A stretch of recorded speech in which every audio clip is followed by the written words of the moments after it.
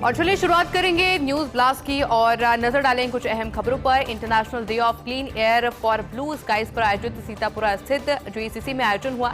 मुख्यमंत्री भजनलाल शर्मा ने कार्यक्रम को संबोधित किया और कहा कि धरती मां हमें सब कुछ देती है, हम भी तो कुछ उन्हें देना चाहिए, बात कही गई। और साथ ही कहा कि प्रकृति के साथ ही छेड़छाड़ की जा रही है, पर हमें विचार करना चाहिए। अगर कोई प्रदूषण कर रहा है तो उसे टोकना चाहिए। स्वच्छ वायु का मतलब हमारी प्रकृति से जुड़ा हुआ है। स्वच्छ वायु हमारे शरीर के लिए बहुत ज्यादा आवश्यक है।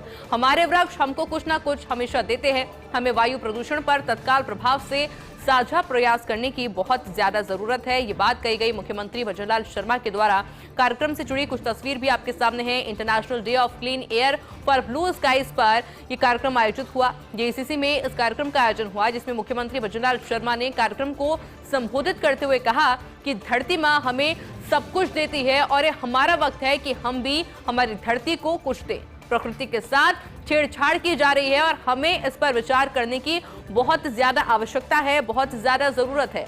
अगर कोई प्रदूषण कर रहा है तो उसे टोकना चाहिए।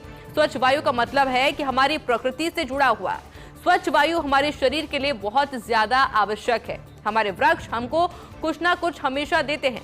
हमें वायु प्रदूषण पर तत्काल प्रभाव से साझा प्रयास करने की बहुत ज्यादा जरूरत है। International day of clean air for blue skies पर आयोजित सीतापुरा स्थित जेसीसी में आयोजन हुआ। मुख्यमंत्री भजनलाल शर्मा ने कार्यक्रम को संबोधित किया और कहा कि 46 continuous air quality monitoring system शुरू किए गए हैं। वायु गुणवत्ता सर्वेक्षण के लिए प्रयास किए जा रहे हैं। वायु प्रदूषण नियंत्रण के लिए 1000 इलेक्ट्रिक बसें शुरू की जाएगी। संयुक्त राष्ट्र महासभा ने 7 सितंबर को ये दिवस घोषित किया था। स्वच्छ हवा, अच्छी सेहत के लिए हमें इसमें निवेश करना ही होगा। प्रदेश में विकास परियोजनाओं को ग्रीन ग्रोथ पर आधारित करना होगा। 600 से अधिक उद्योग में सतत प्रदूषण निगरानी की जा रही है। RSPCB की 13 में 5 प्रयोगशालाओं का उन्नयन हो रहा है। इसके अलावा अर्ली वार्निंग सिस्टम प्रदेश के लिए कई शहरों में शुरू किया जाएगा। ये बात कही गई क्योंकि आज कार्यक्रम को मुख्यमंत्री भजनलाल शर्मा ने संबोधित किया। जयपुर की जेसीसी में इस कार्यक्रम का आयोजन हुआ और ऐसे में मुख्यमंत्री भजनलाल शर्मा ने कहा कि 46 क्यूनसेक एयर क्वालिटी मॉनिटरिंग सिस्टम अब शुरू कर दिया गया है। वायु गुणवत्ता सर्वेक्षण के लिए प्रयास लगातार किए जा रहे हैं। वायु प्रदूषण नियंत्रण के लिए 1000 इलेक्ट्रिक बस शुरू की जाएगी। इसके अलावा संयुक्त राष्ट्र महासभा ने 7 सितंबर को यह दिवस घोषित किया गया था। स्वच्छ हवा, अच्छी सेहत के लिए हमें इसमें निवेश करने की बहुत ज्यादा जरूरत है। प्रदेश में विकास परियोजनाओं को ग्रीन ग्रोथ पर आधारित करना होगा। इसके अलावा मुख्यमंत्री भजनलाल शर्मा ने यह भी कहा कि 600 से अधिक उद्योगों में सतत प्रदूषण निगरानी की जा रही है। RSPCB की 13 जिलों में 5 प्रयोगशालाओं का उन्नयन भी हो रहा है। इसके अलावा मुख्यमंत्री ने कहा कि अर्ली वार्निंग सिस्टम प्रदेश के कई शहरों में शुरू किया जाएगा। और इसके अलावा देखिए, मुख्यमंत्री भजनलाल शर्मा ने गृह मंत्री अमित शाह को पत्र लिखा। 17 जिलों और तहसीलों में स्थिरीकरण के लिए दिसंबर तक का समय मांगा गया है। मुख्यमंत्री भजनलाल शर्मा ने पत्र में आग्रह किया कि राजस्थान की प्रशासनिक सीमाओं को 31 दिसंबर तक खोलने का आग्रह किया गया। उन्होंने पत्र में लिखा है कि केंद्र सरकार ने जनगणना के लिए फैसला लिया। 1 जुलाई 2024 को फ्रीज कर दी है राज्य की शक्तियां। राज्य सरकार प्रदेश में नवीन राजस्व, ग्राम, उपखंड, तहसील, उप तहसील कार्यालय के सृजन एवं जिलों के क्षेत्राधिकार में परिवर्तन के संबंध में अधिसूचना जारी कर आमजन को लाभान्वित करना चाहिए। प्रशासनिक इकाइयों के स्थिरीकरण की समय सीमा 31 दिसंबर 2024 तक बढ़ाने की मांग भी की गई है। और देखिए, तमाम बातें जो कि इस पत्र में लिखी गई। मुख्यमंत्री भजनलाल शर्मा ने गृह मंत्री अमित शाह को पत्र लिखा और साथ ही में 17 जिलों और तहसीलों में स्थिरीकरण के लिए दिसंबर तक का समय मुख्यमंत्री भजनलाल शर्मा के द्वारा मांगा गया है। मुख्यमंत्री भजनलाल शर्मा ने पत्र में आग्रह करते हुए लिखा कि राजस्थान की प्रशासनिक सीमाओं को 31 दिसंबर तक खोलने का आग्रह उस पत्र में किया गया है। साथ ही में मुख्यमंत्री भजनलाल शर्मा ने पत्र में लिखा कि केंद्र सरकार ने जनगणना के लिए यह फैसला लिया है। 1 जुलाई 2024 को ये राज्य की शक्तियां फ्रीज कर दी गई है। राजस्थान सरकार प्रदेश में नवीन राजस्व, ग्राम, उपखंड, तहसील, उप तहसील कार्यालयों के सृजन एवं जिलों के क्षेत्राधिकार में परिवर्तन के संबंध में अधिसूचना जारी कर आमजन को लाभान्वित करना चाहती है और ऐसे में प्रशासनिक इकाइयों के स्थिरीकरण की समय सीमा 31 दिसंबर 2024 तक बढ़ाने की मांग भी की गई है। हालांकि देखिए, इंतजार किया जा रहा है कि उस पत्र का जवाब क्या कुछ मिलता है। क्या गृह मंत्री अमित शाह को जो पत्र दिया गया है, जो मांग की गई है, वो मानी जाती है या फिर नहीं। प्रदेश के सबसे बड़े एसएमएस हॉस्पिटल में इन दिनों खून की कमी है। हॉस्पिटल के ब्लड बैंक में ब्लड नहीं होने से अब बढ़ती जा रही है चिंता।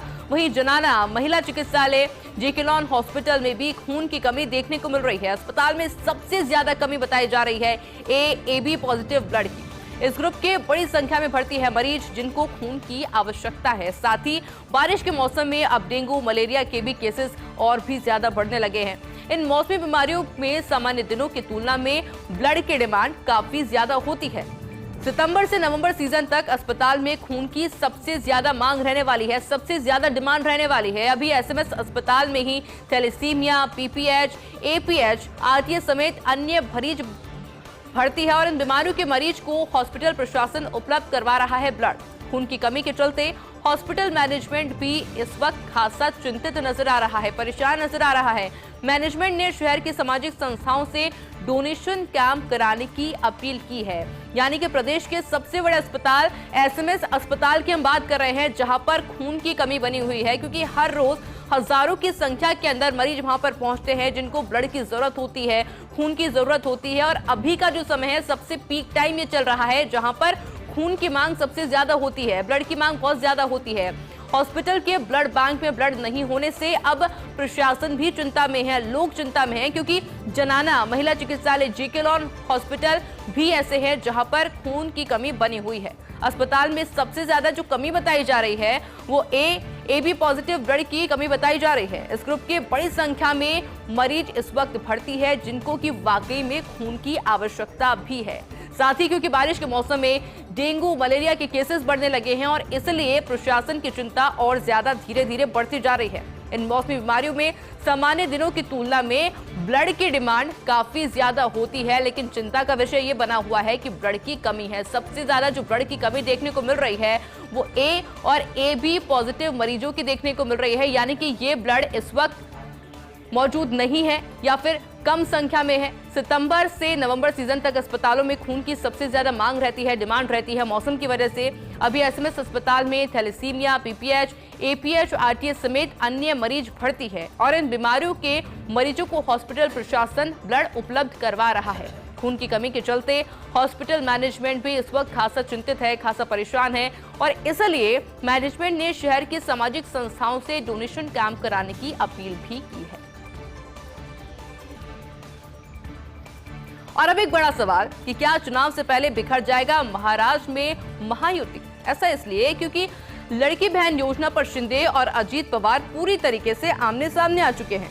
शिवसेना के एक मंत्री ने अजीत पवार गुट से नाराजगी जाहिर की, नाराजगी जताई गई है। योजना के विज्ञापन से सीएम शिंदे का चेहरा हटाने पर ये नाराजगी जताई गई।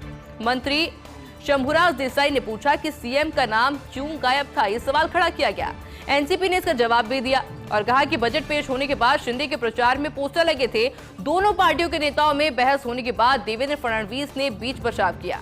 फडणवीस इस योजना के प्रचार के लिए SOP जारी करने का प्रस्ताव लाए और अब पूरे राज्य में एक तरह के विज्ञापन चलेंगे, ये बात भी सामने आई है। और इसलिए सवाल उठ रहा है कि क्या चुनाव से पहले बिखर जाएगा महाराष्ट्र में महायुति।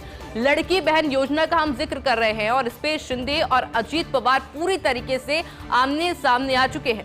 शिवसेना के एक मंत्री ने अजीत पवार गुट पर नाराजगी जताई और एक जो विज्ञापन का पोस्टर था, योजना के विज्ञापन से सीएम शिंदे का चेहरा हटाने पर ये नाराजगी, ये गुस्सा जताया गया। इसके बाद मंत्री शंभुराज देसाई ने सवाल भी खड़ा किया कि सीएम का नाम आखिर क्यों गायब था, जिसके बाद एनसीपी के नेता ने इसका जवाब दिया और कहा कि बजट पेश होने के बाद शिंदे के प्रचार में पोस्टर लगे थे और दोनों पार्टियों के नेताओं में इसके बाद में बहस शुरू हो गई, जिसके बाद में देवेंद्र फडणवीस बीच में आए और बीच बचाव किया गया।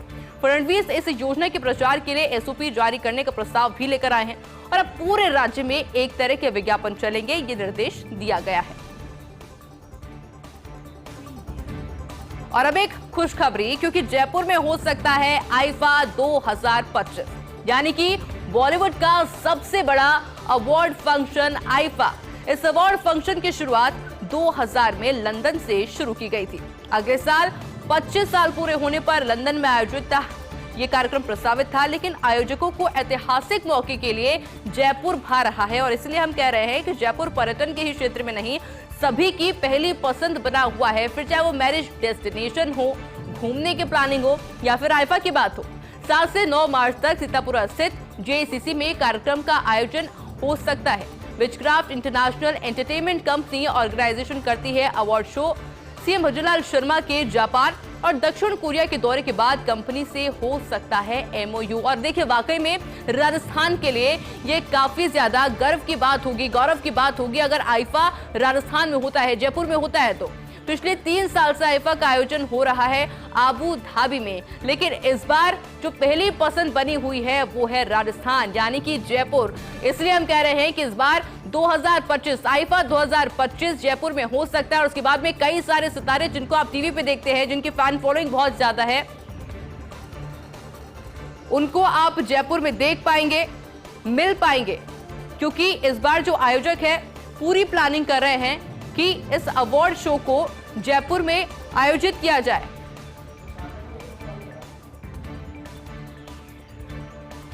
गणपति बप्पा मोरया, मंगल मूर्ति मोरया। देश प्रदेश में गणेश चतुर्थी का उत्साह और उमंग देखते ही बन रहा है। आज से 10 दिन तक घर पंडाल में विराजेंगे गजानन, हरेंगे कष्ट और समृद्धि देंगे वरदान। गणपति जी की आराधना करने से ज्ञान बुद्धि की प्राप्ति होती है। हर साल गणेश चतुर्थी को उत्सव के रूप में मनाया जाता है। महाराष्ट्र समेत कई राज्यों में विशेष रूप से पूजा की जाती है गणेश जी की। विघ्नहर्ता को मोदक, फल, खीर और मिठाई भी अर्पित की जाती है। इस साल गणेश जन्मोत्सव पर ब्रह्मा योग और चित्र नक्षत्र का संयोग है और इस योग में बप्पा की पूजा करने से जीवन में सुख समृद्धि का वास बना रहता है। और चलिए आपको प्रदेश में बांधों से जुड़ी कुछ ताजा अपडेट दे देते हैं, क्योंकि बांधों में कुल भराव क्षमता का 79.96% पानी है। बीते 24 घंटे के दौरान 126.07 MCUM पानी की आवक हुई है। बांसवाड़ा संभाग के बांधों में कुल भराव क्षमता का 90.03% पानी है। कोटा संभाग के बांधों में कुल भराव क्षमता का 87.18% पानी है। जबकि जयपुर संभाग की अगर बात की जाए तो जयपुर संभाग के बांधों में कुल भराव क्षमता का 80.89% पानी है। अब बात करते हैं उदयपुर संभाग की, क्योंकि उदयपुर संभाग के बांधों में कुल भराव क्षमता का 62.02% पानी है। जोधपुर संभाग के बांध में कुल भराव क्षमता का 49.71% पानी है। इस मानसून में अब तक 329 बांध ओवरफ्लो हो चुके हैं। प्रदेश में अभी तक खाली पड़े हैं 111 बांध।